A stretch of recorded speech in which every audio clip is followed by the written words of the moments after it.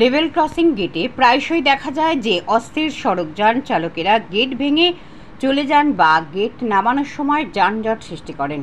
এ ধরনের দায়িত্বজ্ঞানহীন আচরণ শুধু ট্রেন চলাচলের সময়নিষ্ঠাকে ব্যাহত করে না, বরং সড়কপথেও অযথা যানজট তৈরি করে, যার ফলে সড়কযানগুলিও দেরি করে।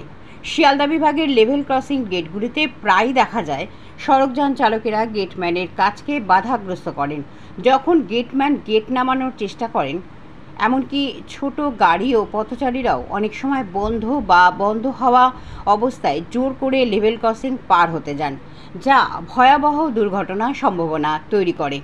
তাই শিয়ালদা বিভাগ সড়কযান মালিক, পথচারী ও রিক্সা চালক সহ সকলকে আহ্বান জানাচ্ছেন যে গেট বন্ধ অবস্থায় বা বন্ধ হওয়ার সময়, বাজার বাজানোর সময় কিংবা লাল সিগন্যাল জ্বলতে থাকা অবস্থায় জোর করে লেভেল ক্রসিং পার হবেন না। যদি কোনো সড়ক ব্যবহারকারী কর্তব্যরত গেটম্যানকে সঠিক সময় গেট বন্ধ করতে বাধা দেন বা গেট বন্ধ অবস্থায় জোর করে প্রবেশ করেন, তবে সেই কাজ রেলওয়ে অ্যাক্টের অধীনে দণ্ডনীয় অপরাধ হিসেবে গণ্য হবে।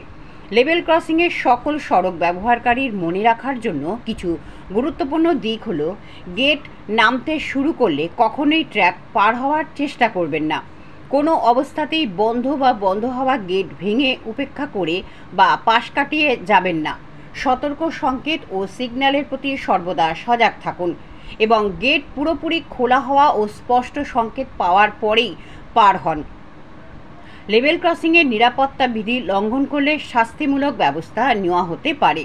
উল্লেখযোগ্য যে পূর্ব রেলওয়ে শিয়ালদা বিভাগ সময় সময় বিভিন্ন লেভেল ক্রসিং গেটে সচেতনতামূলক প্রচার চালিয়ে যাচ্ছে, যাতে মানুষ নিরাপদে পারাপারের নিয়মগুলি সম্পর্কে সচেতন হন।